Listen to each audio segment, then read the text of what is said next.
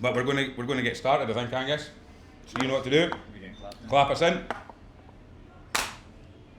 Welcome along to the Whisky Stories podcast, Distillery Spotlight! There we are. That's the hardest bit of my night over, Angus. Exactly, yeah. But look, we've done it again, Angus. We're back in the athletic arms. It's brilliant, and a packed house here tonight as well. And it's a Friday night. A Friday night. I've got my drinking trousers on. Brilliant. Well done. And we've normally it's an indie bottler spotlight, but tonight it is our first ever distillery spotlight. Big thank you to the guys at InchDairnie for coming along. Let's hear it for Scott and Daniel, please. There, great.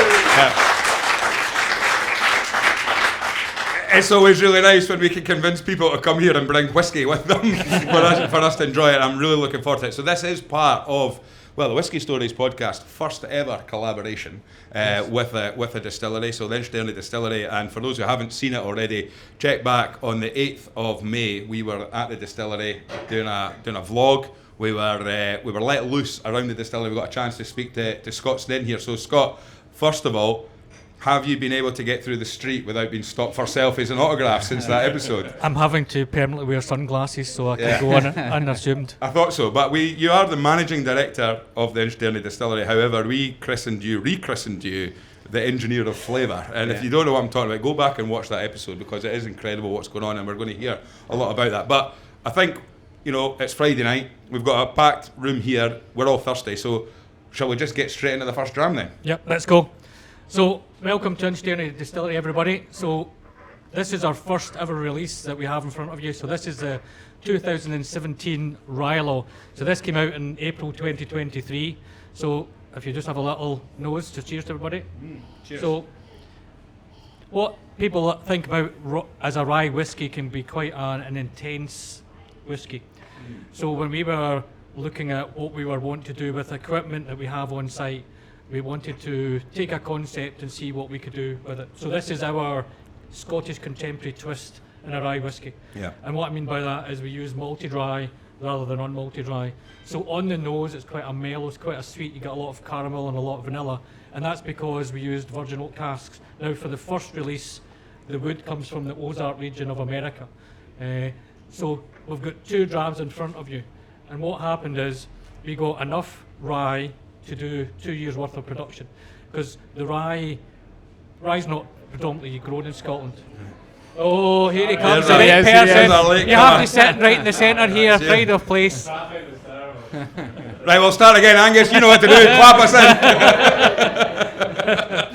So where did the rye come from then? Where was So it the first rye came from the Black Isle. It was a farm in the Black Isle, and we were fortunate enough that rye is grown, but not for whiskey, is grown to be put in an anaerobic digestion plant. And the plant that was earmarked for our rye overran commissioning, so we managed to acquire it, but we had enough to do 2 years. So what you have in front of you is the first dram was in Ozark wood for 5 years, and the second dram is the distillation the following year, but we put it into wood from the Appalachian region. So all we've done is changed the wood location and aged it for another year. So it'll be interesting to see what everybody feels and thinks they get from it. But so to start with, so on the nose, it's lovely vanilla caramel, which you associate from having virgin oak. But if you're on the taste, you get the lovely spicy notes that you expect to get from a rye. It's very sweet as well, and that again comes through in the vanilla extract coming from those casks. So I get a lovely spiciness in the side of my tongue, but I get a lovely sweetness in the back of my palate. So I call this a Scottish sipping rye. Yeah.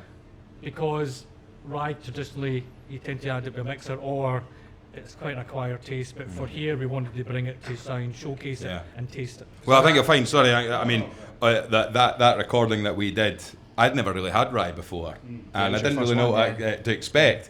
And absolutely loved it. I sipped quite a lot of it, to be perfectly honest with you. I think it was more than sipped, you gulped it quite a lot. It was good. I mentioned obviously not tried an awful lot of rye, but the ryes I had tried were, I think, kind of Scandinavian ryes, and they were quite kind of barnyardy, really that kind of almost kind of agricultural taste. Don't get that at all with this. And a lot of that's to do with when for those of you who haven't seen the podcast, that we talk about the Loman still. And the Loman still is what just adds a different level of refinement to the liquid. So the liquid is a lot more lighter, it's a lot more floral, it's a lot more fruity on the nose than you make. And when you put it into the cask, they get a lot of that extractives coming out, but again the spice is just tempered that little bit to make it a little bit more palatable for sipping. So am I right in saying then, because I'm very open about this, is the production side of things. Was it you that talked about, Jake? Was it Infdom? There we go. I still reference it, right? Still talk about the process. Now let me get this right. Malting, milling, mashing, fermentation, distillation, maturation. There you go. There you are. That's it. Thanks, Jake, for that. But nice to see you've got your shirt on. It's all the way up to the neck tonight. but like I've never seen someone react the way that they reacted when Ross saw a Loman still for the very first time. It made a very strange noise, and it's very, very strange, right? Am I right in saying that if you were to do rye another way, would it be using the coffee still? Or what makes a Loman? Why was Ross so thrilled to see that? Because they're few and far between. Yeah. One other in Scotland? There's one other in Scotland, yes.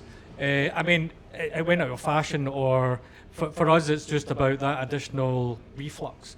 And it just imparts a wonderful flavour that works so well with the rye spirit. But what would the alternative be then? So if you weren't using a Loman still, would you be able to use another still for making rye? What would like you're saying about the reflux and things, but what does that do to the flavour? Well, last year I did some work for the 1920s distillation as part of the Jane Jeezy project, and the original plan was to use the Loman still, but we're in the middle of commissioning the new equipment, so it wasn't available.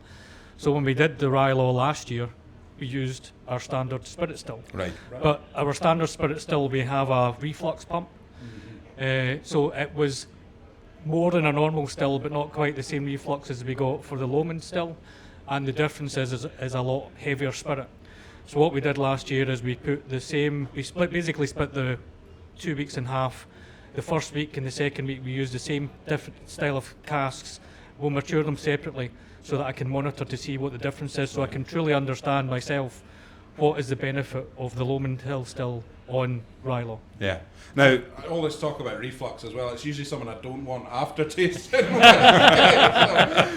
So, I mean, we talked a lot on the podcast about the distillery, and we got that the vlog and everything like that, but we didn't really get a chance to talk about yourself very much. So how does somebody end up being a managing director of this, like, it was like Willy Wonka in the Chocolate Factory walking into that distillery, because I've not seen an awful lot of distilleries, but what I do know is not an awful lot of distilleries look like what you've got there. So much going on. But what was your journey into whiskey? How did you get into that point where you are today? Well, I suppose I'm a little bit older than I look, so I've been in industry for 29 years.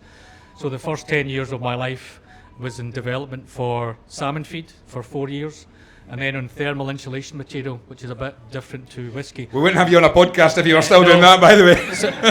So I'm a chemical engineer. So chemical engineer breaks down processes into the fundamental building blocks.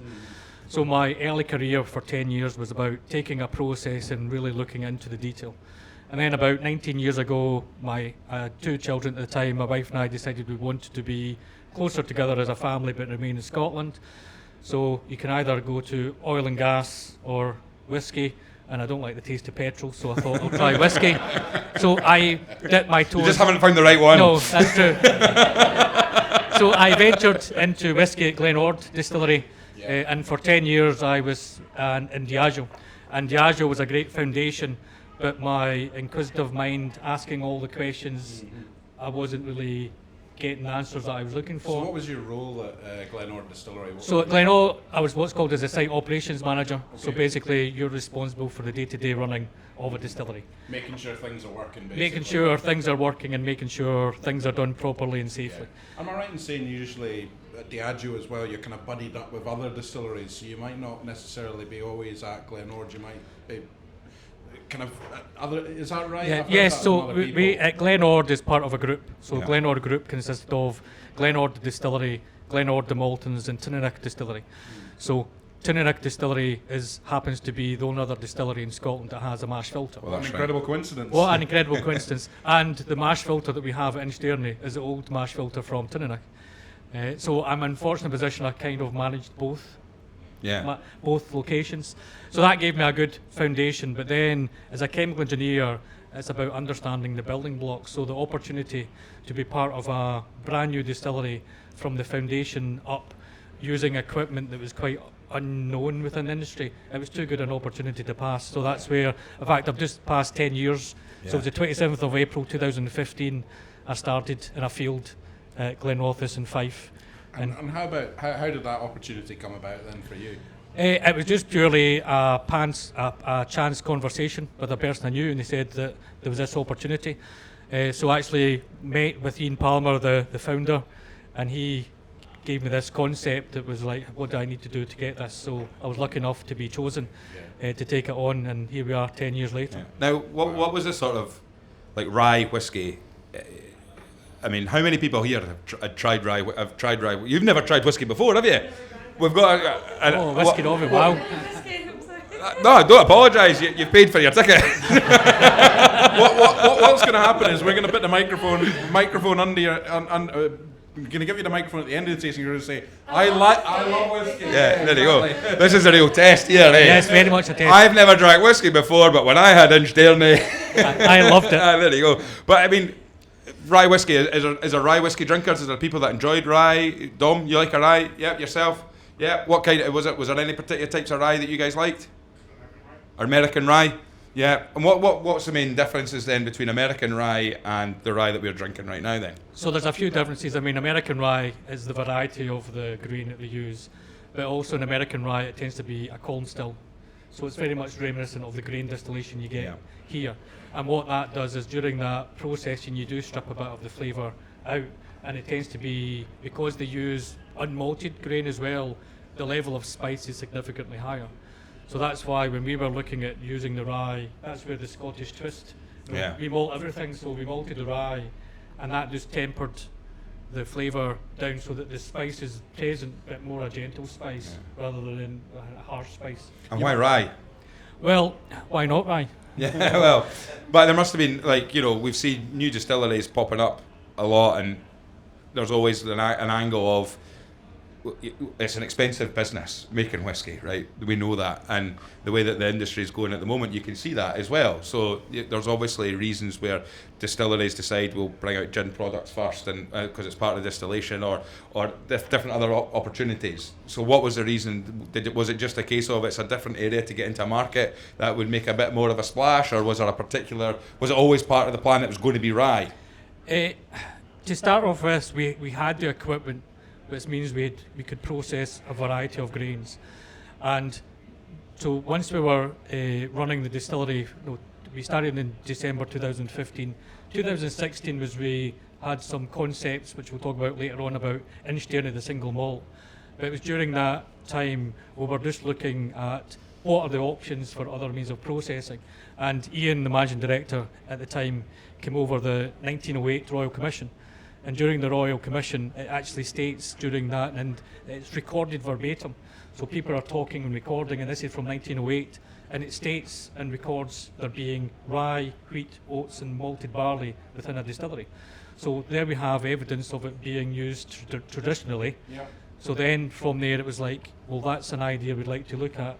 How do we go about looking at it? And that really started the conversation and the idea. You mentioned you had 2 years of production with that grain you acquired from the Black Isle. What does the future of rye production at InchDairnie look like? Well, since 2019. Yeah. In fact, since 2018 we've been growing rye in Balgonia Estate in Fife. Good Fife rye.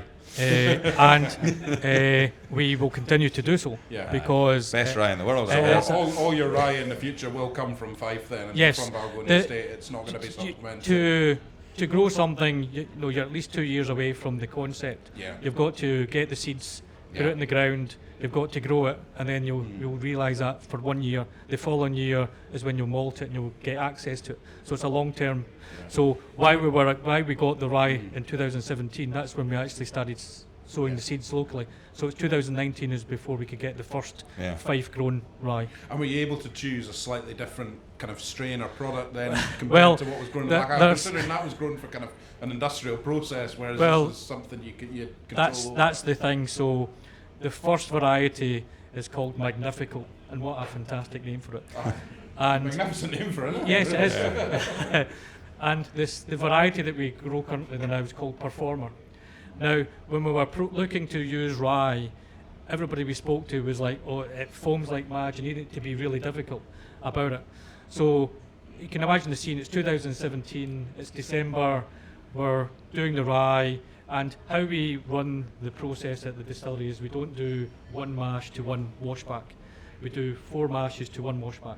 So the washbacks, as you've seen, are 80,000 litres capacity. Yeah. So what we did is we put 1 mash into the washback, we added the yeast, and then we waited, and nothing happened.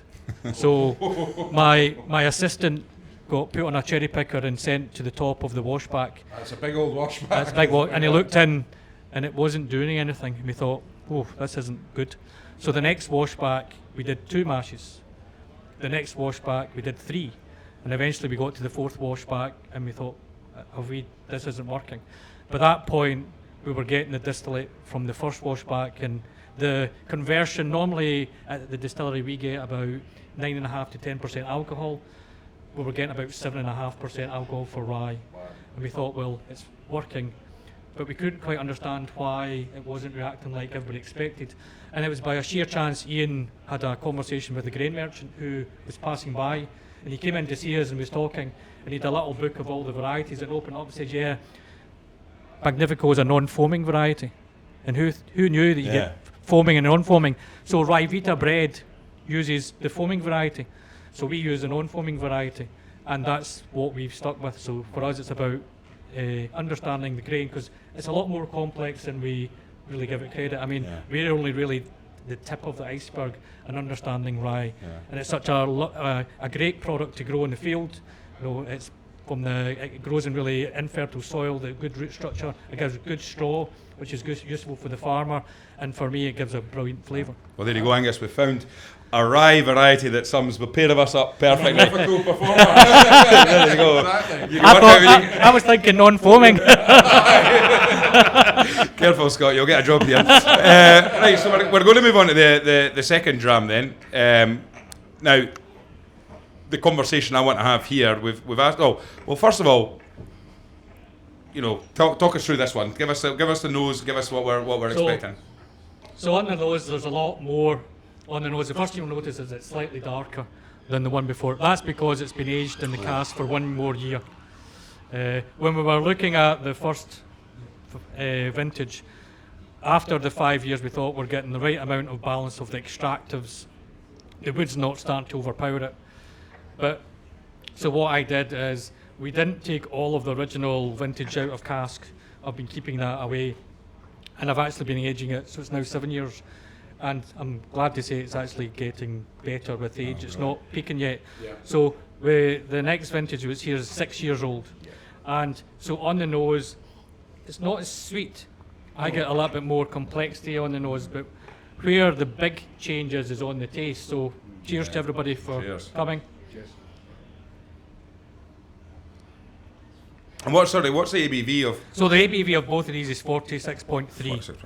So it's a direct comparison. So we're starting with the same variety of grain grown at the same time. So the only difference between the two is we replicated the distillation process. So the only difference is the cask. Both virgin oak, but on the second one, the second vintage, that extra age and also the different cask, it's not as sweet. There's not as much as the vanilla and caramel. It's allowing the complexity of the wood and also the spiciness to come through a lot more in the taste. So you mentioned the wood from the first was from the Ozark region of America, Yes. which is what kind of Mississippi? Yeah, that type of region. Yeah. Whereas the second is Appalachian, so that's what Virginia. West Virginia, Virginia. yeah. What's the difference in the? You know, do you notice it when you get the cask? You're like, oh, that's an Appalachian, and that's a no. No, from a visual point of view, there is no apparent difference. Yeah. And every year since 2017, we've been doing a different region, and I've just recently been nosing the next vintage beyond this. So where's the wood for the next region then? Can you reveal? No, I can't. That's only because I can't remember. But it's what we're trying. The concept and the foundation for the distillery is the 3 M's, as we call it: material, method, and maturation. So rye is a good influence of the material, but by using the different wood, we're also investigating the maturation part of it, just so that we can understand. I mean, the oldest stock is 7 years old, so we've only been doing this for a short period of time.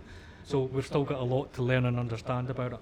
And the thing is, you know, I love seeing the new distilleries and what they're doing and things like that, but also the fact of the matter is that, you know, we've got hundreds of years of distilling history in whiskey, and there's a lot of it that's accidental, there's a lot of it that's almost, you know, we do it like this because this is the way we've always done it, and we don't want to change that because we don't dare do it, because it could, you've heard stories about dents on stills, and Vicky, you told the story about, was it the Rosebank still that was smaller, that was it the last one because the roof, the first one?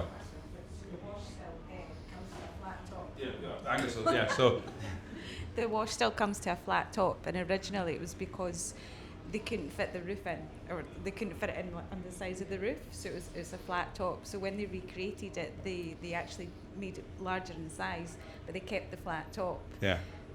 You just don't know. If that comes to a flavour profile, we were thinking obviously you're talking about your reflux, your copper reflux and bouncing against it. It could be something like that, but they wanted to stick to the original blueprints, and that's what they stuck to. And it stuck to the flavour as well. But I mean, there'll be so many distilleries that have like accidental stories. You know, why did it taste like this? Oh, we ran out of this type of cask, so we had to use that type of cask, and guess what? Suddenly it changed the flavour profile or changed it. So have you had any happy accidents? Just, you know, 10 years isn't a long period of time when you look at the scale of whiskey, and you look at this stuff, 7 years you're saying it's the oldest and things. So have you found things that actually, this is different because we've changed a tiny way of doing things? Because you can engineer it, you can reverse engineer it as well. Yes, I'm actually trying to think what we have done that's been by accident. I suppose you've had an unhappy accident with the foaming. I think last year where we had the opportunity to use the normal still, and that was really to understand what the impact of the Lomond still was. That was, I suppose, was an unplanned accident because the still wasn't ready when we needed it to be, so I needed an extra week. So that was an opportunity as well, and it's given me a different flavour profile, which hopefully we'll investigate to see what direction of travel it goes in. And are you still in the very much experimental stage with spirit that you're creating? Versus actually, you know, we've got RyeLaw here as a brand and a core product, and we've got your other, because it's 9 other variations of spirit that you're creating within the distillery. Are you focused now on just saying we've spent 10 years working out to this point, so this is the direction we're going in, or are you still saying let's try something different, let's try it a different way? I'm still trying something different. I did something different last week, which I can't say anything about. Because you can't remember. No, I do remember. We'll be announcing it later on. It's part of our Prin-Laws, which is our experimental, and it's basically a paper that I read talking about phenolic compounds and how they are present within, that's a hint, within the distillate, but also in the faints and the pot ale. So I was reading that, so I want to investigate that a little bit further. There we go. Now, this one that we're drinking, this is RyeLaw version 2. This isn't available yet, is it? Or is it coming up available? The plan is we'll be releasing it in July or in August this year. Brilliant. So these people are the first people to try this? There's probably more people been on the moon than has tasted this. There you go. Time. We're all on the moon tonight. One small step for whiskey. So cheers, everybody. There we go. Thank you for that. Now, talk me through the intricacies here, because I didn't know this until Ross was talking about it on the podcast. You can't officially say it's Scotch rye, can you? Or what's the rule with rye whiskey in Scotland? So, in case anyone from the SWA is watching or listening. So there's no definition for rye in Scotch. Right. So that's why we have to call it a single grain. We follow the same practices as those who make rye whiskey in America. and you just need to go a few miles over the border into Yorkshire, where Fielding are producing a rye whiskey, and they can call it a rye whiskey, but we can't.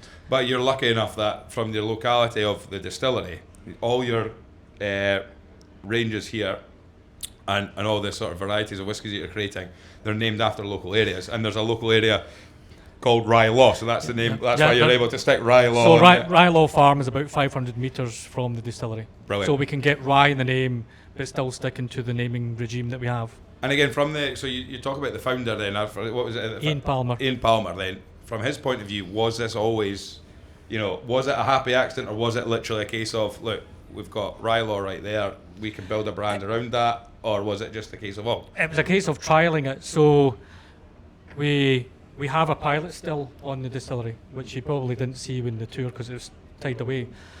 So as I said, is that what's in the tunnel? No, that's something different. You'll have to come back.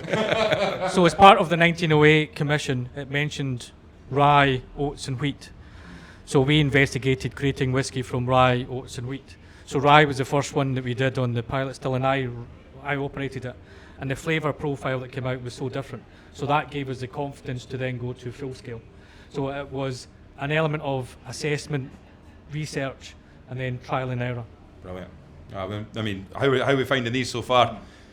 I'd like to have a show of hands, just because I like feedback. Is who prefers one? One being I think I'd put my hand up for that, actually. And who prefers two? There we go. Okay. About 50-50? Yeah, I'd say about 50-50. Right, we'll go to our non-whiskey drinker. Here. No pressure. Give us the tasting notes that you get, please. No. Honestly, this one just doesn't burn as much when you drink it. That's why I voted for it. That's okay. And has anyone added water and got any feedback on that? Yeah, I'm going to go round the room. Okay. Who's got anything to say now? We do welcome tasting notes if anyone wants to offer them.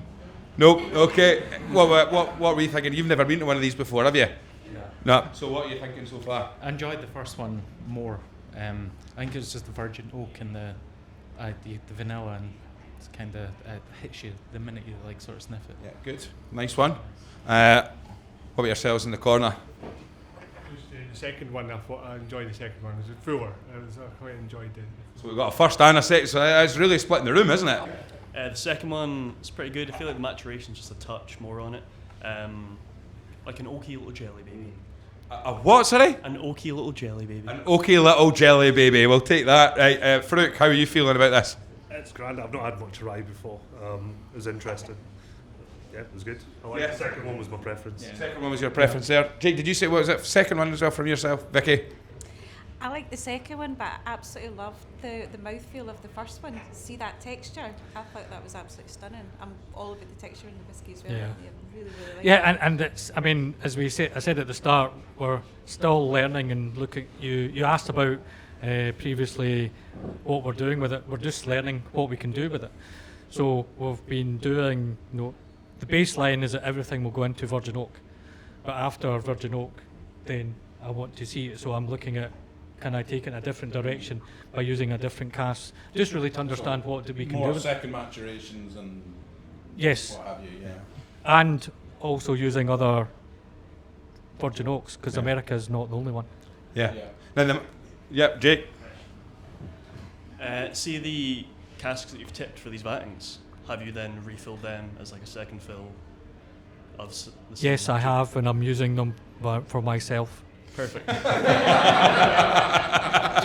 To answer your question, is to understand what flavour can I then get into the next spirit to impart it. So trying to keep it within the family. Brilliant. Now, we're going to finish these. We'll stop for a little bit if you want to have a wee chat or a blether.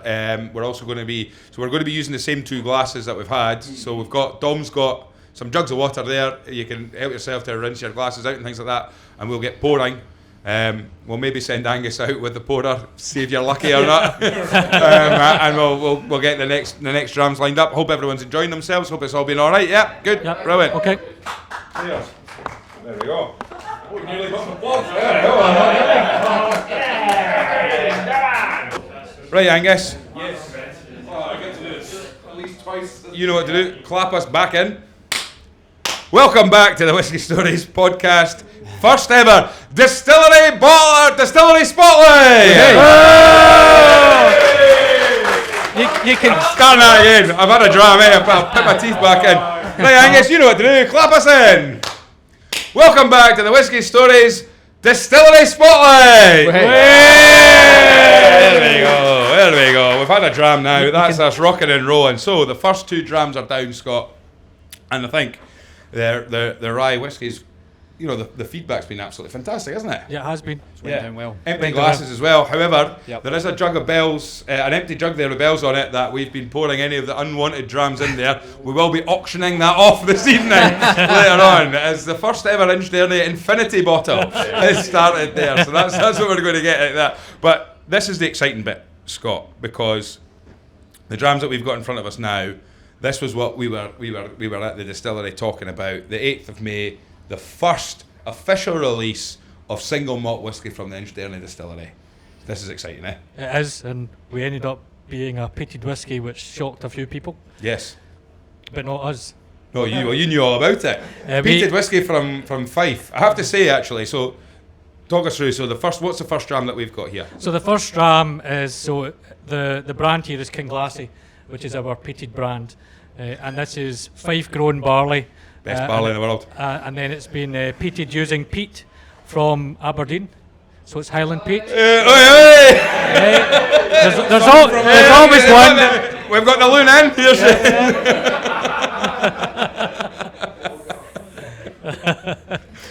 in. So when people think of peated whiskey, they automatically either go, "That's really, really good."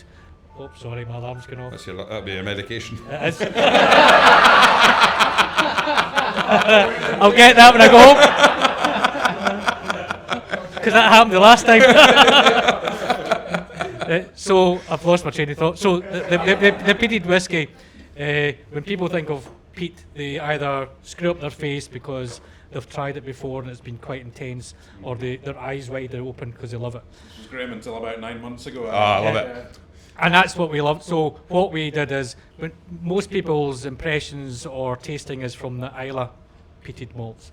So by going to mainland peat, it's a different type of peat. There's more heather, more vegetation, so it's a lot more floral, a lot more mellower. But we didn't just go for a lightly malt peated. We went for quite a high peated. It's about 50 ppm in the malt, which gives me about 18 to 20 phenols in the spirit. But on the new make, it's a smokiness. It's like the dying embers of a fire, that you get that smokiness on the nose and in the taste. But in the background of the new make spirit, there's a little fruitiness. So that to me was my anchor, because there's an element of fruit. I could add complexity to that point. So what we did is we put it into ex-bourbon casks, and then after 5 years of maturation, we split the parcel. We put some of it remained in ex-bourbon, and some of it we put into Amontillado seasoned cask. For people, sexy sherry. yeah, people who haven't seen it yet, Ross, we asked what's Amontillado, and Ross just really nonchalantly, it's a sherry. It's actually a really sexy sherry. So this is what we're drinking here, Amontillado then, double matured. Yep. in that now. Again, ABV for this? So again, we played around with the different ABVs. We actually found that the 46.3 we actually found for the RyeLaw worked really, really well. So the 2 drams in offer are both at 46.3 again. So on the nose, there's a subtlety to the peat. It's not in your face peat. And what we did is we found that the Amontillado kind of embraces the peat. And then you only really are aware that it's peat when you taste it. So to everybody, slange. Slange, cheers. Slange. Thank you. Cheers. Now, I will say as well, I was picked up on I think it was either the vlog by one of our listeners on the Facebook page. Because I think if you remember correctly, now I'm a Fifer, born and raised, so give me a high 6 when you see me. I'm a really good swimmer, right? But what I will say is that he said, I really, really love the fact that for their first single malt release, I picked you up on the name of the release, because from a Fifer's point of view, KinGlassie, it's a town just a stone's throw away from the distillery, but Fifers would call it KinGlassie. So I think I kind of picked you up on that. On that says no, it's no KinGlassie, it's KinGlassie. But another part of the branding is obviously keeping that locality to you. How important is that? You're sourcing sourcing the grain from Fife. You're obviously in central Fife there in Glenrothes. But you know, that's a big part of the branding. Yeah, very very much so. I mean, we're proud to be in Fife. And for us, for anything that's our brand, we want it to be Fife grown, Fife distilled, and Fife matured. So by being proud of Fife, we then allocate it a Fife name. So RyeLaw, as we showed before, is a farm not nearby. KinGlassie is the nearest village to us. And it is we don't want another Tom and Tool situation. We're going to start that. It's KinGlassie. Well, if is it KinGlassie or KinGlassie? I can't remember now. I'm happy with both. Yeah. So, for those that have tasted it, hopefully what you get is it opens it up to the peatiness. I get a lovely chewiness with tobacco. Again, I also like talk about the texture. I get a lovely velvet texture when I taste it. And then the sweetness starts to come through and you're chewing it and it gives a good finish. What we were trying to do is give a peated whiskey for people who may traditionally not have been interested in peated whiskey. So I'd be very interested in non-peated whiskey drinkers. What their views on it. Somebody who is a peated whiskey drinker, I'm a big fan of this. I really like that. It's lovely. I mean, is there people in this room that maybe stay away from peated whiskey normally? Yeah. Not exclusively, but yeah. I mean, Angus I get the piss taken out of me quite a bit on the podcast because Ross and Angus say I pretend to like, but I think it like Pete. But it was Vicky was there. She saw the moment of light. She was holding the camera. It was the Ardbeg smoke area, periodic table, the area in the Whisky Fringe on the Sunday. We got exclusive access, we got early access, so there we were at about 10:30, 11 o'clock in the morning, and the first stand that we had to go to was Ardbeg. On a Sunday morning, the first thing you're getting is 3 Ardbeg drams before the rest of the day at the Whisky Fringe. And the peat, really, when you hear about it and it's broken down in certain ways, where you hear about the different areas, there's the fired peat, the crackling peat, there's the medicinal peat, there's smoky bacon peat and all that, and it isn't until you realise and be able to identify that kind of smokiness that you could get, you find the one you like. There'll be people in this room that maybe are more drawn towards that heavily medicinal stuff, but then there's other people that are maybe drawn, like me, that fired peat, smoke and smoky bacon. Yeah, love it, absolutely love it, and that's that kind of that's what I get out of this one. Yeah, I mean, some people get a bit of minerality as well because it's from the mainland. For me, it's just that sitting next to the fire, the image of the smoking embers that you're sitting there, just enough to notice peat, but not enough to fill your senses. Absolutely. And that's what we're looking to do. We're just trying to showcase that peat in a different way, which is what we're all about. We're flavour is what we go after. So this was just our view for peat. And the man beside you here, Daniel, then. So Daniel Cunningham, you're the European sales manager. So it's your job. So Scott makes this stuff. You've got to pour it and flog it, haven't you? I've got to sell it. To be honest, Graham, I didn't think I was going to be talking. I just got handed a microphone and got told to sit down. So, well, let me tell you, 2 and a bit years ago, that's what happened to Angus on this podcast, and he's never left. But I'm still here. Talking about the job that you've got to do then. So we're on our 3rd dram, but the RyeLaw. Let's go back to the RyeLaw and see from your own point of view. Yeah. What was it like taking that into market, and how well is it done, and what markets really appreciate the rye whiskey, and where are we seeing InchDairnie Distillery flourishing? To be honest, I can't take any credit for the launch of RyeLaw because I joined in 2024, so it was just before me. But it was a very successful launch globally. We're in 14 markets across the world. There is it was really successful, but it doesn't come without its challenges. The first one being the terminology. With the fact that we have to call it single grain, and in fact it is a Scottish rye whiskey. So there's a whole education kind of gap that you need to bridge there, which is more of a long-term thing. You're never going to do that overnight. It's consistency, and it's repeating and doing it time and time again, and eventually the messaging will hit home. But there are some markets that resonate with rye whiskey. USA and Canada being the 2 main ones there. So it's been very well. More of a phased approach in the US, as you can imagine, because there's different states. So they're all their own individual markets. But it's been fantastic. The style of the RyeLaw rye whiskey that kind of lighter, elegant style. It opens it up for experimentation, especially in the bar world. So there's been some amazing kind of highballs. Yeah. So is that when you're as well. Any favourites you've seen? That's it. Well, we were in 3 Greek Street in Soho last week for the launch of KinGlassie, but they actually had a RyeLaw highball on tap, and it was, if I can remember, it was RyeLaw, peach syrup, apple juice and soda, and it was phenomenal. That was it. Yeah. Like just really simple ingredients, like no messing around. It was really well, good. we've had a few people. Well, you'll be making a few of those later on, won't you? he's shaking his head for the listeners here. But yeah, we've had people talking about like what are with the weather that we've had over the last 2 or 3 weeks.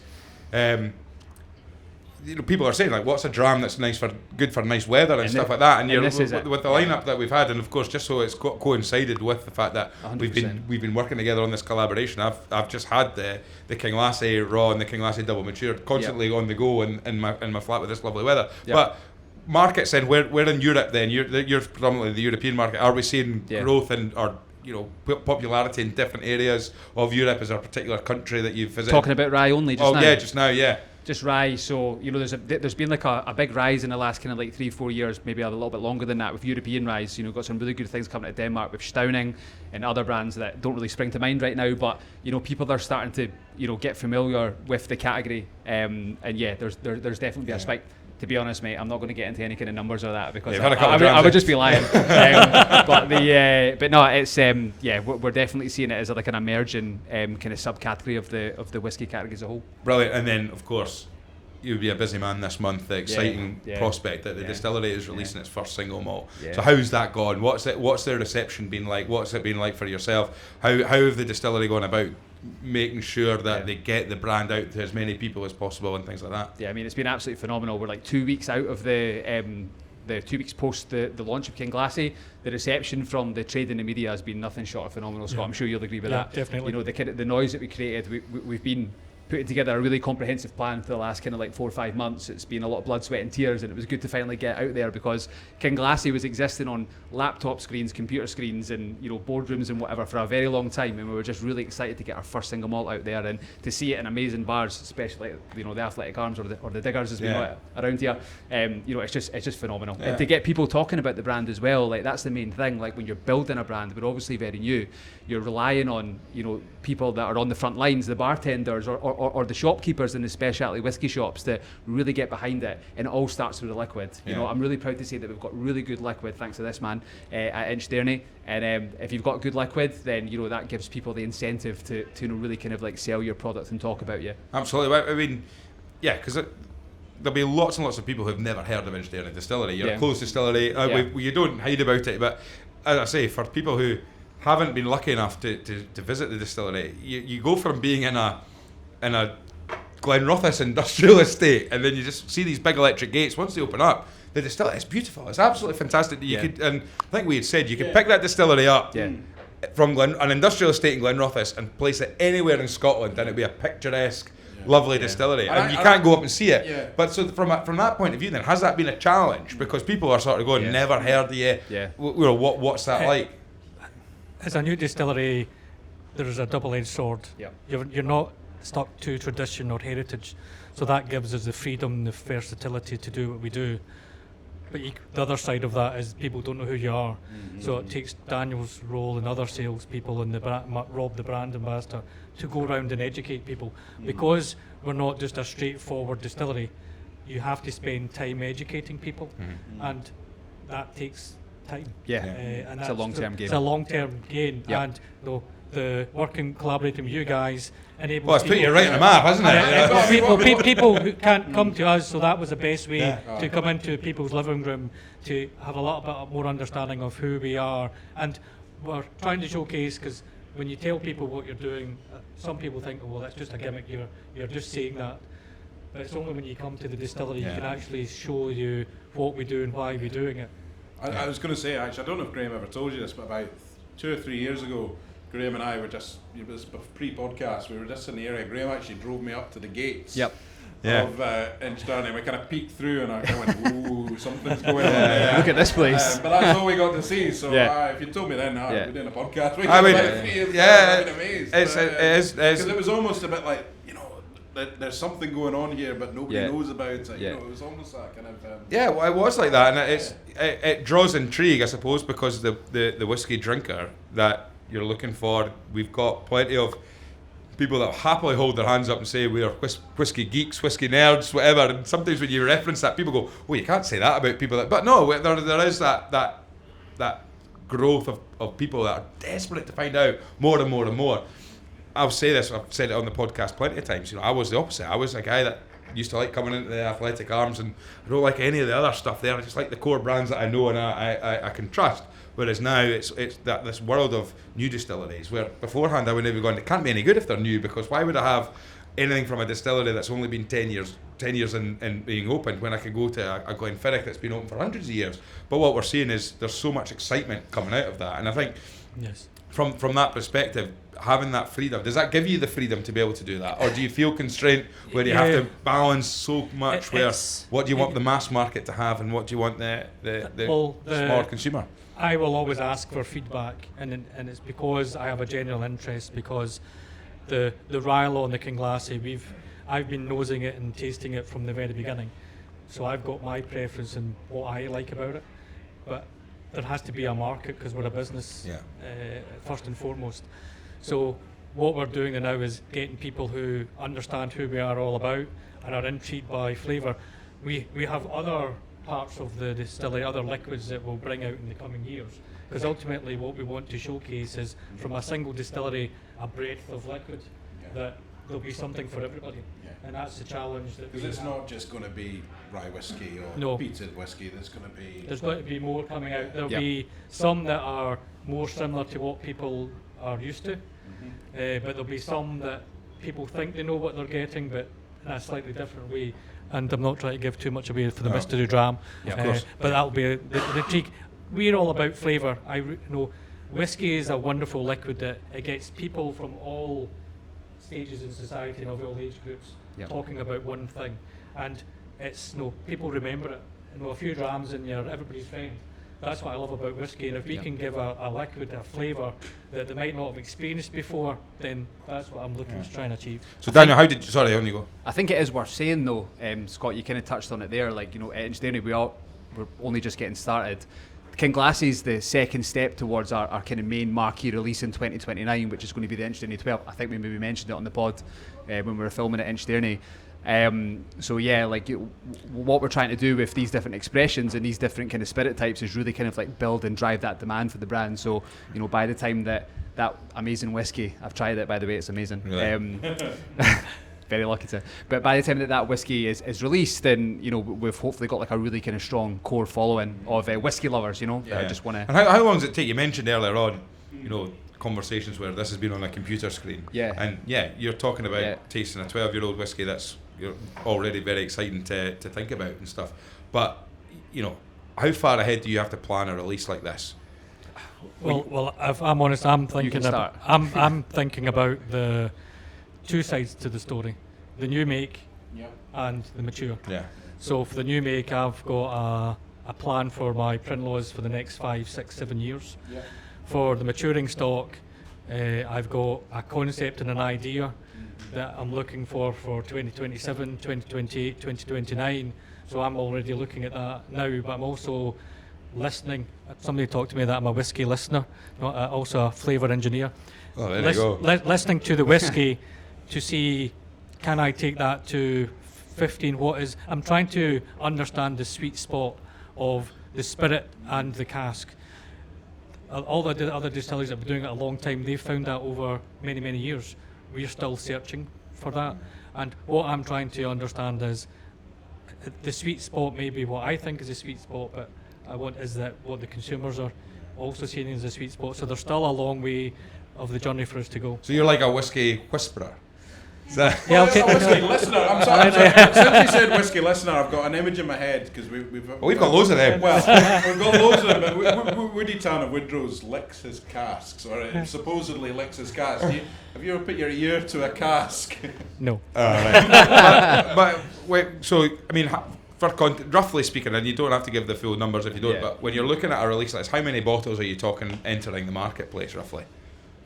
We're doing it in small batches. because we're a small team. So we want to be making sure that we get the focus. So the last 2 weeks, the focus has been in the UK. Yeah. So in the coming months, then the other sales team will be looking to go into Canada, America, Japan, and then into Europe. So we don't want to be getting ahead of ourselves, because, like anybody knows, once you bottle it for a specific market, because you have certain constraints of what can go in the label to the market. So we're being very selective in how we're doing it, so that we can plan it, because what we want to be doing is when we go to launch it in another market, we can give it the focus and attention to educate the consumers. So we've been using the UK as a benchmark. Yeah. So it's really a step by step. But I mean, are we talking Very much. are we talking a few thousand? Are we talking tens of thousands? Well, Is that the kind of level? That we're I'll looking give you an idea that we only produced the original KinGlassie for half a week. Right.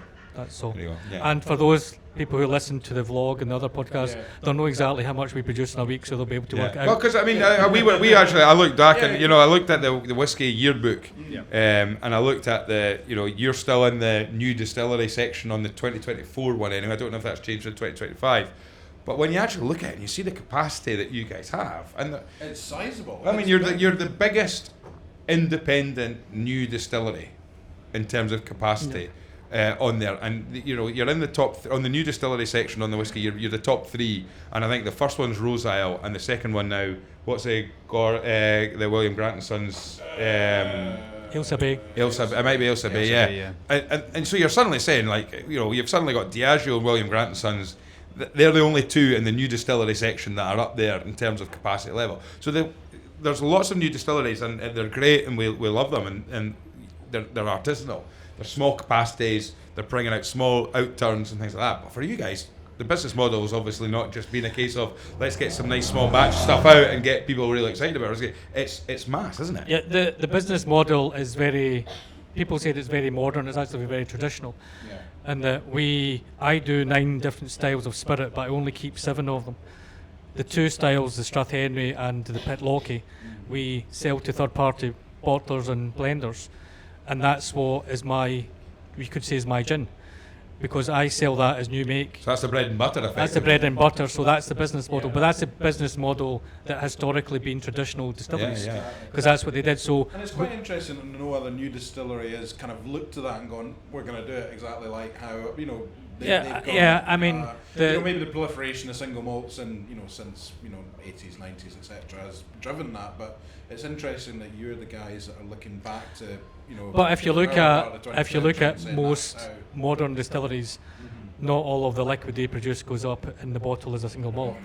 So what we are doing is, although people are viewing it as being quite modern, it's how the industry has been functioning for many, many years. Yeah. Now, Daniel, how much of a headache was it for you that when the distillery decides, and maybe the man sitting beside you, Scott, said, look, you're the European sales manager, so we've got our first release of single malt, but we've decided that instead of just putting as our first release, we're going to put 1 bottle out, we're actually going to put 2 out instead, so we've got 2 at the same time.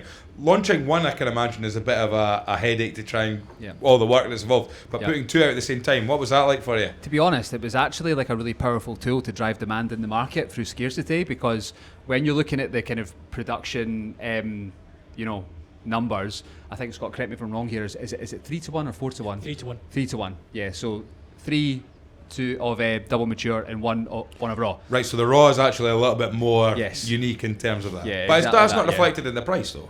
Yeah, no, it's the same price. Same price, yeah, £79. Yeah, yeah, fantastic. Right, so this is the next dram. I mean, Scott, this is it. So how this came about is, as I said, after the 5 years, we took a parcel of the liquid and put it into Amontillado cask, but we left some of it in the original cask. The original plan is that when this was of age, we would empty the Amontillado casks and we'd fill the liquid that had been aged for longer back into those casks and age it for longer. That was the original concept.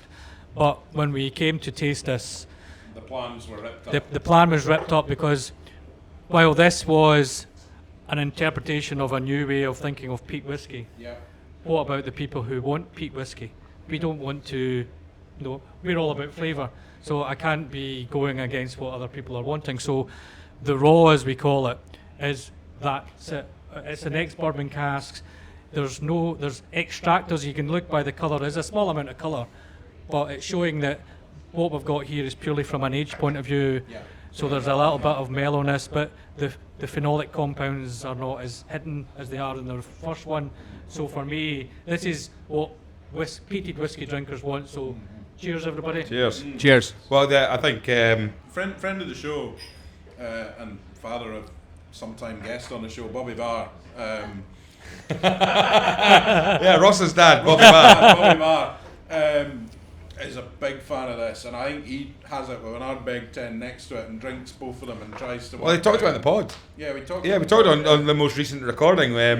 We Ross's dad's lost a lot of weight, and I think there's 8. Was it right in saying if he lost a certain level of weight, he was going to buy him 8. He committed to paying a certain amount of money to buy him 8 bottles of whiskey. But Ross was to pick the 8 bottles of whiskey, but it was a budget of, and I can't remember exactly how much the budget was, or maybe it was his dad was going to buy it, but it was treat himself. I can't remember. But anyway, and that's what it was. Ross's recommendation, and he said on the podcast, this one here, he said I found I think the sixth dram I'm going to buy my dad.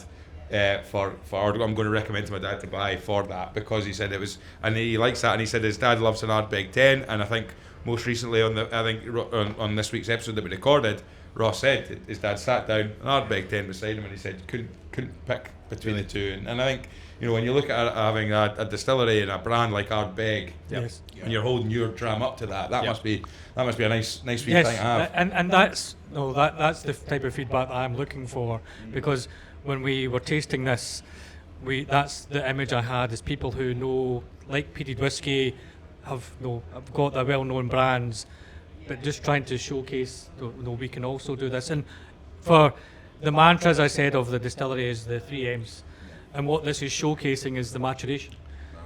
That by just changing the maturation point, it's the same liquid, but it's going in a different direction, and that's part of what we're looking to do, is trying to educate ourselves, but also hopefully enlighten consumers to try something new and different. Yeah. So when you're talking about maybe future releases and things. Now you've put these out side by side. You've got the story with the double maturation and then the raw. So we're really getting to see what this is like stripped all the way back. Yes. Yeah. Will that be a consistent theme with new releases? Will you always be looking at doing that, or we're talking about this one here? I mean, you're saying it's 3-1 on the bottles from the double maturation to the raw. Is that going to be something that you're going to carry on doing to let the whiskey drinker see, here's a release that we're putting out that's had a little bit of different wood, maturation? Yeah, so we are still doing the subtle tinkering with the brand. It's just trying to understand what direction of travel we can go in, and that's where feedback from events like today is very important, because it's just reinforcing that what we were going after was correct. There might be small changes over the time, but ultimately I want to get to a place where KinGlassie is a brand, that's the stable, that's it. Once we get to what I think is the right place, then we'll stop tinkering, because we've got consumers who enjoy what we're producing. And Daniel, are you seeing so far, it's only been a couple of weeks, but are you seeing one or the other performing? Is there one that's sort of pushing the way? Are you hearing from, you were at a tasting last night, were you seeing a difference? People saying, is there one or the other that people are picking? Or is to be honest, it's a wee bit too early, but based on the tastings and what we've seen on social media, it's definitely been quite an even split. Yeah. It's not like you've got one bar just ordering double matured, because that is what we call the crowd pleaser, because it got that Amontillado maturation. But yeah, it's definitely been quite balanced between the two. What we're thinking so far, is there a show of hands? I like a show of hands. So those in favour of the double matured, and those who prefer raw. Just shy of 50-50. I've said it. We kind of spoke when we had the wee break there. I said you're a bugger, because even with the RyeLaw, I went away. I went and bought one bottle of each. And I've sat down so many times, and I've got exactly the same amount, even though it's a black bottle. I'm able to check, holding up to a light and checking. But I'm pretty much even Stevens on how much I've drunk out of each bottle, because what I'll do is I'll pour a double mature and say, right, this is my favourite. I do enjoy the double mature. I'll drink it and then say, right, but I better just check if I definitely don't like the raw. And I try the raw to go, and then I get to the end of the raw and go, no, that's better. The raw's better. And I can't work. And for me, I put my hand up for the first one because it's a bit of personal preference. I like sherry and peat, but the second one is just for as I said, I think it stands up really well against other whiskies of that character. Yeah. You know, You know, it's a and really, really nice what whiskey. the distillation process we found gives a very palatable new make spirit. Yeah. So my view is it means it's a very palatable spirit going into the cask. It's only going to get better because a cask during maturation can sometimes remove some of the not so required flavours, but the good quality liquid we put into it means it's only going to get better, and that's what we hope for, and that's what we've got here in the raw. So Daniel, for yourself then, travelling around the world, or Europe particularly, where's next for you? Is it a busy time trying to get this into as many bars and markets and basically the great liquid to lips line that we love to hear? That's it. That's a key marketing strategy right there, of course. But I mean, where's next for you? Are you off anywhere? Yeah. So next up will be we've just launched in France. So we started in the UK first. We're just launched in France. Just launched in Benelux, so Netherlands, Belgium, Luxembourg, and then it'll be Austria and Switzerland soon after. So yeah, from June I'll be quite a busy guy. And is that literally just hopping between places? You'll have all these bottles in your bag and just trying to get as many people. Are you? Yeah. You mentioned you got a brand ambassador as well. So are you at the second stage of that? So the brand ambassador's been out drumming up that, and then you're at the back end with the contract saying, sign here to commit to X amount of boxes and things like that. We kind of wanted to create a little bit of buzz ahead of the launch. We worked very proactively, being our first single malt. It was a really big moment in the distillery's history, so Scott was very kind to give us some kind of sample bottles before the official release, so we started seeding it in market pretty early. I wanted to say maybe about 4 or 5 months ago, maybe just before Christmas actually, and that then gave us the opportunity to then work collaboratively with our distributors to say, look, these are all the cavistes, these are all the bars, these are all the restaurants, whatever, that are interested in stocking this product. There is demand there. Like we're going to really hit the ground running. So now it's just about going into the market and just like executing the plans that we've been putting together over the past kind of few months. So when we go to Paris at the end of June, we've got a really good opportunity with Scottish Development International at the British Embassy. We're getting to pitch in front of 40 of what they call the maître caviste, the master caviste, the master cellarman, which is a channel that we're really trying to focus on because word of mouth is so key when you're building a brand from the bottom up. So yeah, we've got a lot of really, really good stuff in the calendar and the diary. That's actually at the British Embassy that you're doing that? Say that again, sorry? Is that actually at the British Embassy? Yeah, it is, so yeah. There'll be kind of salvas of Ferrero Rocher piled yeah, for the ambassador. This would work really well with But I mean, is that what you'd recommend, the Ferrero Rocher? By the way, that's actually a really good pairing with the double mature because you've got the nuttiness which pairs well with the Amontillado. If you bring out some Ferrero Rocher at that event, I want that. Well, I mean, first of all, if you need any help with any of these travels, let us know. We'll happily come along with you. But I'm sure we'll find a job for you somewhere. But secondly, then it's interesting because this is the first Distillery Spotlight that we've done. So a lot of the time we've been speaking to independent bottlers, and we hear the challenges that they have when it comes to like sourcing wood and even sourcing casks, sourcing their whiskey. For you guys, you're making it, you're producing it. But then from a sales point of view, having a distillery behind you, being a distillery, having all that behind you to go away and push a brand explicitly about that. So you mentioned there. Do you go directly to the bars, the restaurants and things first to then come back to the importer? Because am I right in saying it's the importer that puts the order in, isn't it? Yeah, exactly. Yeah. I mean, I'm always a big believer that you've got to sell with your distributor or your importer because it's like a collective objective that you're trying to drive here. So yeah, that's definitely my approach. But there's No, it's just it's a part of the conversations on the podcast that we've not really heard an awful lot about. How does whiskey end up abroad? Now we had we talked to Gregor Hanna from Lady of the Glen, and he talked about creating relationships with importers. But then, is it the importer's job to then sell it, or does Gregor Hanna? Because Gregor Hanna was saying, and loads of other people, they still go to these whiskey shows across all over Europe, sometimes all over the world. So they're still having to sell to the consumer, even though they're not selling directly from themselves. They're then passing on to an importer or a distributor who's actually paid to bring it in. So is that what you do for leverage?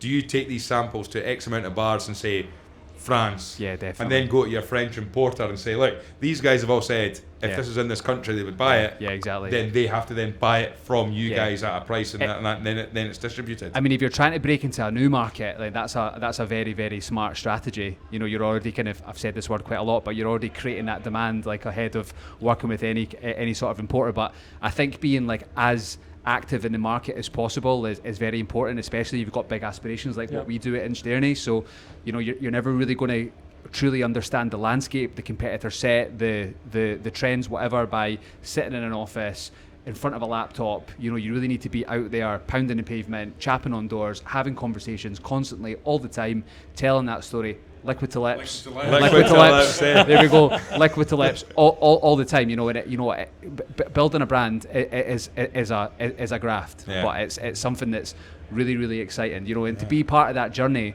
you know, and hopefully, you know, I retire like in 30 odd years, whatever, giving my age away there. But yeah, like, you know, you can see a bottle of InchDairnie or whatever on the back bar, and you can say, oh, that was us that really kind of grew that. And do you know what I mean? So I mean, how many people from distilling, because Angus got to sit down at a computer chair and push a couple of buttons on a mouse. Yep. I've been part of it, yeah. And that was a wonderful action. He did really well. It was a fantastic moment. But from distilling all the way through to getting the bottles on shelves, how many people are working for the distillery or in the company roughly? Well, as we said the last time in the podcast, we've just merged with Macduff International to now be InchDairnie Whisky.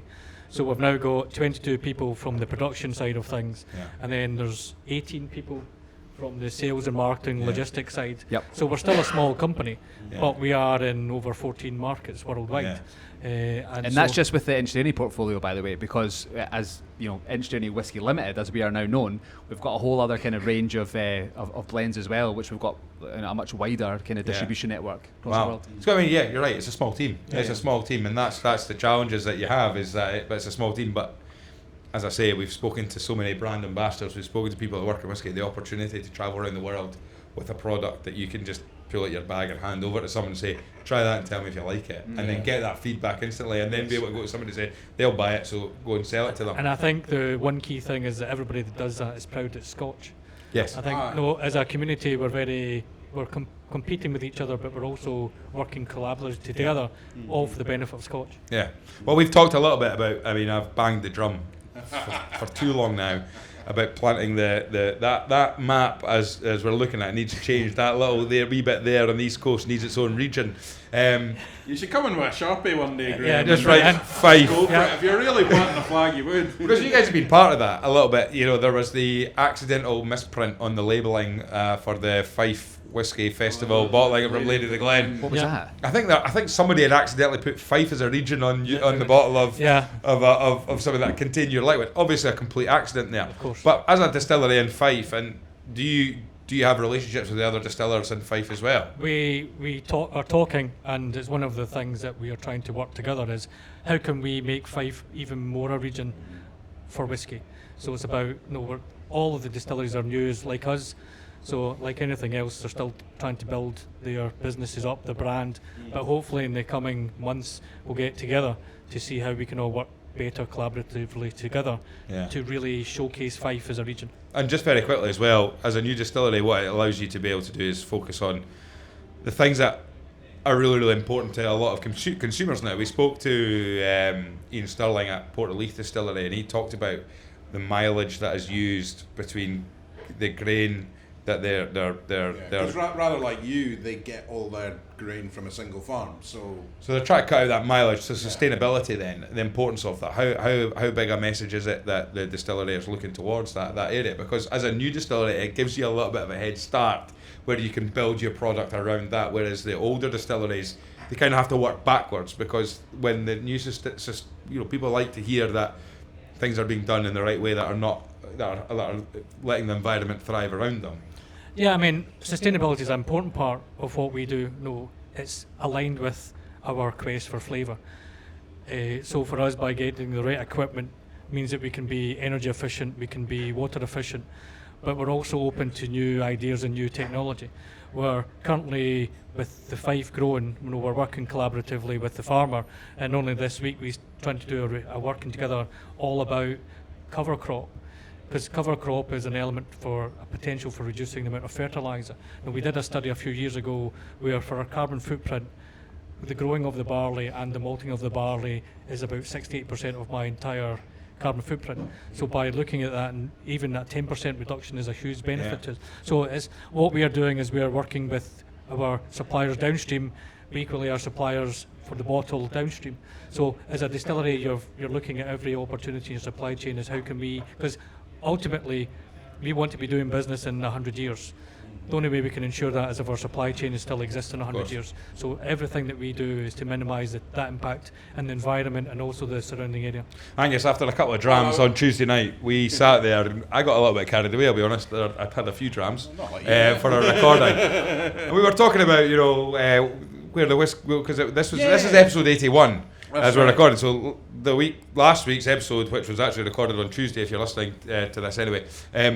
But basically, I think that the notion came to me that Amazon Prime might come to us and say, we're going to buy a distillery and let you guys take over. And it was almost like Whiskey Stories meets Clarkson Farm. That was what we were going to do. But, I think that should work. We should probably get a local farm to grow our barley for us. Gorgie Farm. Well, great shout, by the way. Great shout. You had it first. I don't think you get much grain out of Gorgie Farm. Plenty of manure. But look, it is an important factor. It is that people look into it. But there's also the challenges that you have with being in a marketplace, but you're able to do that as a new distillery where you can engineer that into the product rather than have to. Like I say, if you're an older distillery looking at this, they have to go back and try and adjust things and tinker with things and make it a little bit trickier. And that's what they are doing. There's a lot of distilleries out there are adopting those as an industry. We support each other because the sustainability is not just important to us, but the entire industry. So we are supportive and showcase. I've had other people from the industry come to the distillery because we're open about what we do, and it's about that level of collaboration, not just within the production, but again, for the consumer, for Scotch, because ultimately we all want Scotch to be here in 100 years' time. Of course, absolutely, here to that. But Daniel, everyone you mentioned about, and it's a great question we always have about sharp elbows in the whiskey industry, and Scott's mentioned everyone's working together, it's fantastic, but at the end of the day, you're fighting for shelf space. Yeah. Okay, but when you look at a bottle like this, yeah. And I think it was Ed, I think you messaged me, and you talked about the stoppers. Now, you, Scott, you talked about the level of detail in the bottle. I mean, the bottles look absolutely gorgeous. They're fantastic. I think the way that they look, people often say you eat with your eyes when you get food presented to you, but when you see these bottles standing there in front of you, they are very, very nice to look at. But the detail and things like that as well, Scott, that's involved in making these. Yeah, I mean, as much level of detail, the bottle is the brand as well. Yeah. Because as Daniel alluded to, is we're having to educate people on who we are. So if you can have a brand in front of you and you tell a story about it, so small details like on the neck represents our screen and our hammer mill, which is unique to us. On the top of the stoppers, we've got two details. You've got the KL, the KG is the KinGlassie, RL is the RyeLaw, but in that wheel is the gas chromatography, so it's the DNA of the liquid that's going into the bottle. So that's already the finger point. If you look at the label of both of them, as a nod to the engineering, the back label of the RyeLaw has got the loam still and a PID, so it's a drawing, so you can see the diagram of it. Oh, yeah. And in the KinGlassie, it's the wash still that's on it. So it's these small nods to detail just to showcase, because we're proud of our engineering heritage. The bottles are forming the same. Both of them have the ripple effect. Can we pass these round so people can see? So the ripple effect is representation of our 3 M's, material, method and maturation.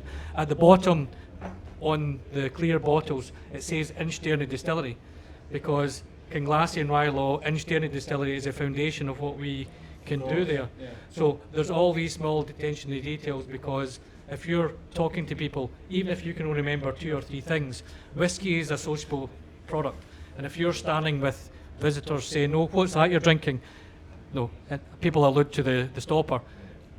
it gets a reaction. Yep. The reaction gets a conversation, Yep. and that's what whiskey's all about. Yeah. Absolutely. So that's where the level of detail is going into the Yeah. brand. So that And if it's they're not now going- with an engineer, they can explain what gas chromatography is. Yes. Absolutely. Right, I'm going to do a little bit of roving here to see how we're feeling with everything.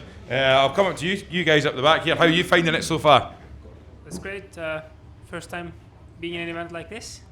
Where are you from? Turkey. Turkey. Brilliant. So you've come back without a turkey haircut. He's going to come back with afro. But are you in Turkey yet?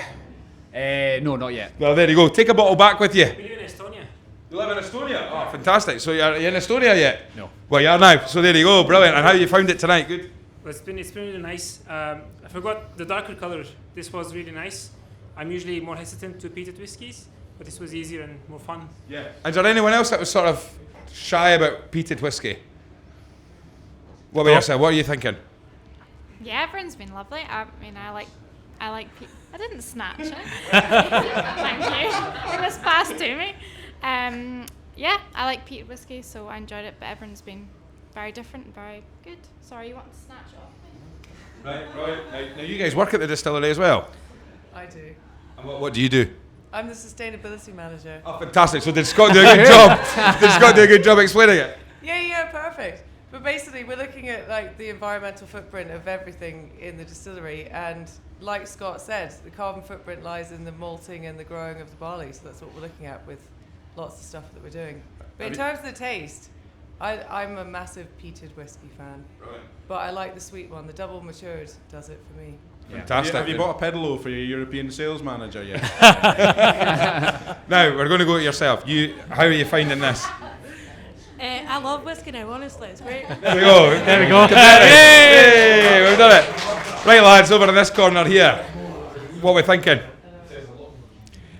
Yeah, I thought the peated one was really nice. I'm not usually a peated drinker, but it was a lot more palatable, I guess, than normal.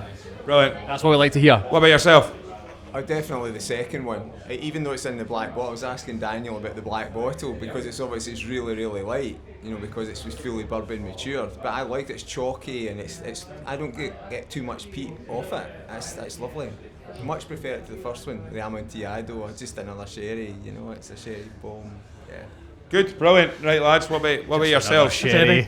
Yeah, I was quite lucky. Last year I got married to my current wife.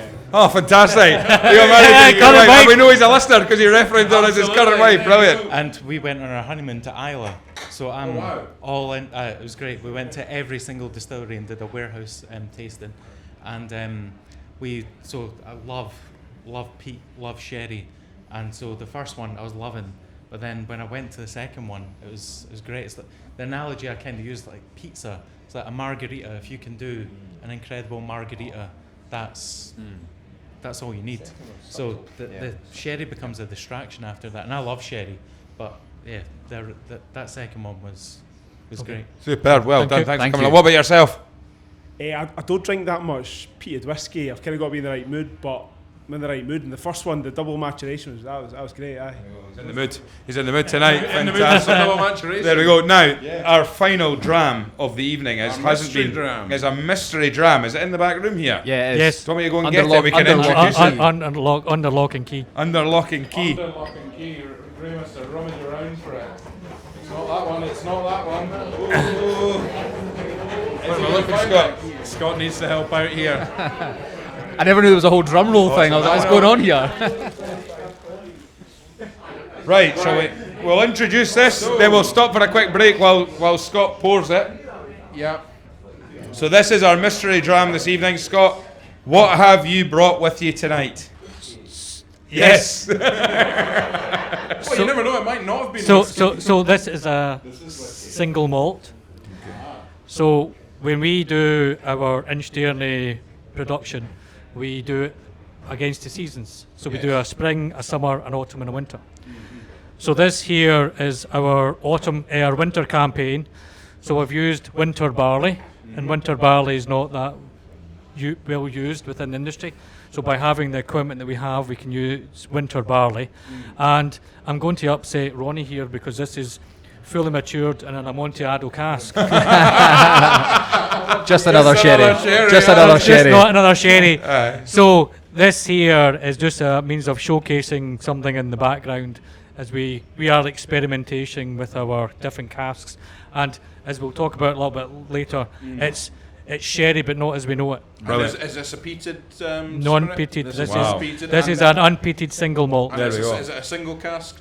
This was taken from a single cask. Super. So Right. Well, we'll get that poured there. There's a sample bottle, so we'll not let Angus pour it. That's my cue. I'll do it. Well, listen, I hope you're enjoying. Angus, you know what to do. I do. Clap us back in. Hey, welcome along to the final part of this fantastic Distillery Spotlight tasting. I'm really looking forward to this dram. It's an absolute treat. I'm looking at the colour of it. You introduced it earlier on, Scott. We also know that our gentleman over here is going to be absolutely delighted because he was talking about the Amontillado and just how much he loves sherry. I'm christened, or unfairly I would say, the sherry tart of the podcast. I've been trying to shake that off, but when you see a dram being poured, the colour of this, it's really exciting. So, explain to us again, just very briefly, what is it we've got here? So it's very interesting that you use the word sherry. So this is not sherry. Of course. So for those who don't know, to be sherry, it has to be from Jerez in the Sherry Triangle, and this is not from Jerez; it's from Montilla. So Montilla has got the Pedro Jimenez grape, rather than being Jerez, which is a Palomino grape. So geographically, where is? So if you imagine, it's about northeast of where Jerez is Montilla, the capital being Cordoba, and we went there, and there's a small family-run cooperage, and what they do is they bring in American oak from America, and they season it in the sun in Spain for 2 years. They then create the cask. We then take that cask and we season it with different Andalusian wines, as we call it. So for this one here, we used Amontillado for a year of seasoning, and then it came to us in 2016. And for this one here, we used our InchDairnie winter. So let me explain. Each season we use a different grain and a different yeast. So we've got spring, summer, autumn and winter. The spring we use spring barley and a dried yeast, and that gives a very light green grassy, because that's when you cut the grass. In the summer we use spring barley again, and we use a wine yeast, and that gives you lots of fruits, floral, and that's the summer campaign. When we go into the autumn and winter, we start using winter barley. So winter barley is a harder grain to process, and it gives a heavier distillate. So because it's a heavier distillate, it can be used in a lot more extreme casks. So the autumn is the more malt notes coming through, whereas the winter, which we have here, is a very heavy, meaty flavour of distillate. So for that one there, we put it into an Amontillado seasoned cask, and it's been in there since December 2016. So this is 8 years old, fully matured. So this is showcasing what's to come. And for a lot of people, as we talked about, we're after flavour, but people have an understanding of what they like. And a lot of distilleries use sherry casks, but the focus is a lot around Oloroso cask, so which has got a bit dry. And for us, we're trying other types of casks. So this one here, as I suppose, is showcasing what people as associate as being a sherry influenced whiskey. But I'd be very interested in the group here today on what their thoughts of it. Now, it's at cask strength. It's literally. So what's the ABV then? It's about 57%. 57%. So it does. No. 57%. Now I want to ask then, if it can't be sherry, if you can't say it's sherry, or do you say it's sherry, or is it sherried wine, or no? We call it Amontillado. Amontillado, but this is what we used in the KinGlassie. Yes. One. So we just tell you what it is. So you're just saying it's Amontillado, because this is the question, because it's also American wood, it's American oak. Yeah. Because often you'll maybe see where if it's not from, maybe I'm wrong in this, but if it's not from the sherry region, you can say European oak, and it kind of nods to what it is. But this is American oak from a region that's very close or similar to that kind of wine, but so it's just Amontillado. So Andalusian wine. You would say. Andalusian wines, but it's called this is Amontillado in style. So on the nose, right away, there's a lovely sweetness, lovely. It's intriguing. The juiciness is already starting to come around. He's getting excited over there. I just seen this. I just seen. So to everybody, Slange. Yes. It's been a pleasure tonight with you. And how do you source that? Like, how do you when you try and find these? Because that's one of the questions we often have with our indie bottlers, as we say, sourcing the cask, sourcing the wood, the challenge, and you're fighting against so many other distilleries. When you look at the amount of, it's the one thing that so many people forget about is the powerhouses like Diageo. How much casks do they require to supplement just a brand like Johnny Walker? Never mind all the other distilleries that they have, and then you've got every other distillery in Scotland. So there's always this massive source for good wood and all that kind of stuff. So that's why we came out of Jerez. Yeah. Because everybody was going in Jerez, and Ian Palmer, the founder, did a tour of Spain. And what he did, he was tasting the sherries, and went for one that he liked first. And because of the region, they're using the Pedro Jimenez grape, so it's slightly sweeter. It complements the sweetness of the spirit that we produce. So that was the starting point. And then, like everything else that we've talked about, we have a process, we have an idea that we're monitoring and nurturing and seeing how it goes. I've got whiskey in Fino, I've got it in Pedro Jimenez, I've got it in Palo Cortado, I've got it in others as well, because I want to understand how it matures. And I thought, seeing as how tonight we were showcasing the KinGlassie, which has been matured in Amontillado, I was representing this in a non-peated single malt. So is this, when you talk about the 9 different sort of variations of spirit and things like that, then so that's one. So that's one variation in one cask. Yeah. Type. So this is the winter. This is the winter. But then is it not another? Is it not 2 variations? Is it? It's the winter barley, but I've got one in autumn. But it's and one in unpeated as well. So does that count as 2 separate types of variations? But remember, KinGlassie is only peated I do. Right. The seasonality I only do for the non-peated single malt. Right. Okay. So when we tried the second, and you said less people have been on the moon than have tried this whiskey, are we in the same sort of territory? With Yes, very much so. I mean, this is even more so. Don't tell me you don't get value from this was taken out the cask yesterday. Yeah. Wow. Brilliant. Just so we can showcase it. So as I said throughout this evening, I'm very much interested in people who are sherry drinkers, sherry whiskey drinkers like yourself think about it, but equally people who maybe are not normally, what they think about. What I'm trying to do is the spirit, the New Makes distillate is quite a robust spirit, and that's why I felt it could handle itself in this style of cask, because ultimately I want to still have the character of the spirit present within. Yeah. I don't want it to just be overpowering, and that's where I'm trying to understand what the point is. It becomes too much influence. I mean, over time the extractives reduce. I mean, and as you add a little bit of water in, it does open up. If I'm honest, I've probably spent the least amount of time on this spirit. I'm not with other ones. We analyse it, we nose it, we taste it different.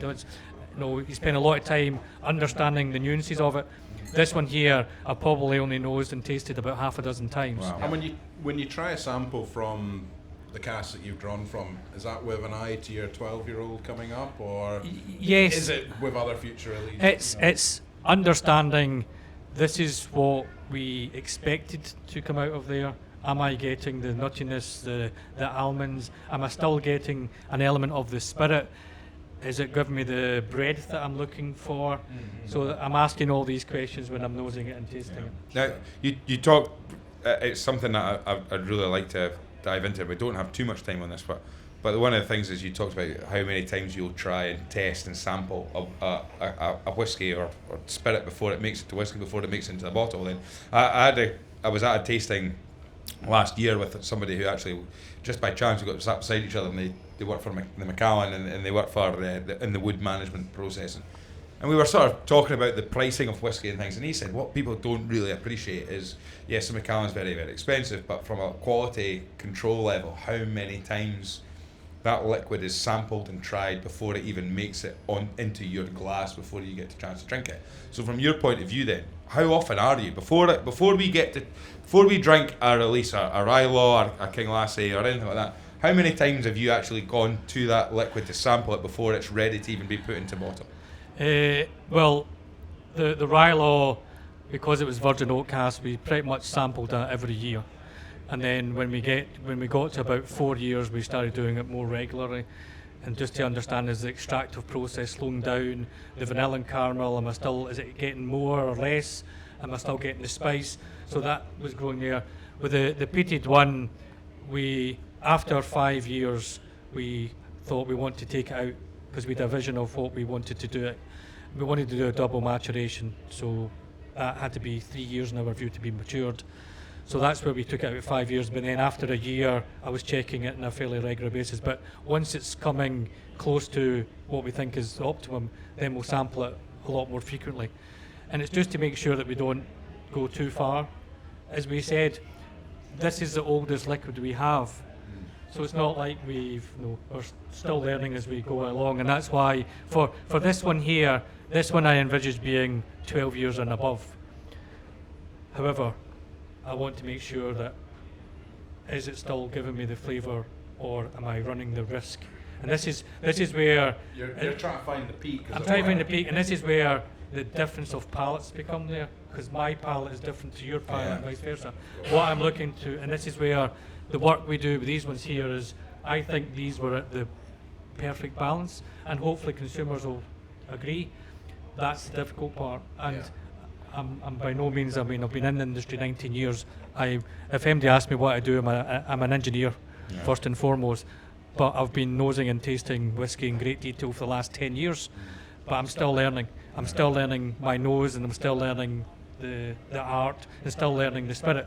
So that's why events like today is very important for me to get feedback from people, both positive and negative, to say yes or no, I think you've gone this route. And you know, I've said it so many times on the podcast about how, from a whiskey consumer's point of view, it's so exciting to be a whiskey drinker right now. We're living through an age of new distilleries popping up so much. And I've said it, there's nobody that is alive today that tried Springbank and went, I can't wait to see what it's like when it's 10. Right? but we are here, and this is what I mean. We are trying it right now, and that's what's exciting. You've given us a little opportunity to look through and see what this is like. So what is next from InchDairnie Distillery then? What can we look forward to over the next few years? The next few years, the oats whiskey that you tasted at the distillery, I'm still understanding when I release that. And that would have to again be called a single grain. Exactly. So is there a farm nearby that's got oat in the name that you? No, I think for that one there, we've defined the brand as being Prinlaw's. Right. And so Prinlaw's is an area within Glenrothes. Right. So it will come under that banner. So we're creating that brand universe, for a better term. Yeah. So the oats is the first one. I'm hopeful. No, we've talked about it as a 12-year-old. We'll do an InchDairnie single malt. I'm hopeful that. How far away are we from that then? Well, that would be 2029. Right. Okay. But I'm hopeful I might try and do something in 2027. But doing something that people might not, maybe what they expect whiskey to be, and because ultimately, what I set out to do is, I want a breadth of portfolio. There's something for everybody. But the two brands we've launched are probably the two extreme. Rye whiskey, a Scottish rye whiskey, and a peated malt. I want to be working more in line with it, and the spring and summer distillate's quite light, and that's very much reminiscent of what people associate as being a single malt, and that's what I can then hopefully put a different slant on it. But using the winter barley for the autumn and winter, which is this is a distillate, gives a heaviness and a meatiness that we don't get in our spring and summer. So I want to understand how far I can push it. Right, well, what we're going to do is, you're getting your feedback right now, but we're going to split this. First of all, rye versus single malt. Have we got, if you were to say, hands up for the rye preference tonight versus a single malt, what would we say? Are we going to, if we're going to split it down the middle, if you say, right, I just prefer the rye versus a single malt, so your first two drams versus your last three, who puts their hands up for the first two drams? Okay, so we got some rye appreciation there. Very, very good. Okay, then we'll do out of the single malts then. Or in fact, no, we'll do the favourite dram of the night. Dram number 1. Hands up for dram number 1. Okay. Dram number 2. Okay, you like dram number 2. You said you like the rye versus the single malt. The last one was good. Okay, dram number 3, the double matured. Who liked the double matured? Hands up for the double matured. Okay, good. What about the raw? Good, like the raw. And the last one then. There we go. There we go. The sherry tarts are in tonight. That's exactly it. Right, Daniel, do your sales pitch. How can we get a hold of this? How can we find it? What can we do? So KinGlassie Raw is currently an exclusive with the Whisky Exchange online. You can get double mature widely available with the Whisky Shop, Raw Mile Whiskies if we're looking at more kind of local distribution, and the same with RyeLaw as well. And if you like it as well, they've got 2 bottles of that back. They've got the double matured and the raw behind the bar at the Athletic Arms. Tom, how much are we talking a dram there? £7 for a dram there. 35 mils as well, absolutely banging. Well, listen, guys, thank you so Angus, we've done it again. We have. We've managed to convince a room full of people to come along and listen to us talk about whiskey whilst we get to drink drams. A huge thank you. Let's show your appreciation to Scott and Daniel from the InchDairnie Distillery. Fantastic. Thank you. Cheers, guys. Thank you very much. Brilliant. Thank you so much, guys, for coming along. Thank you for sharing your whiskey with us. Thank you very much. Well, there you go. There you have it. You have had the first ever Whisky Stories Distillery Spotlight with the Whisky Stories podcast. Angus, we've done it again. Fantastic. Less people have tried this whiskey and walked to the moon. One small step for a whiskey. There we go. One giant leap for the podcast. There we go. Absolutely. Thank you so much for coming along, guys. Hope you enjoyed yourself. Thank you for coming along. And don't forget, if you're listening, get in the Whisky Stories podcast Facebook group. Share us, like us, do whatever you possibly can. Cheers, guys. Thank you very much. Yes. Right, well done, guys. Thank you.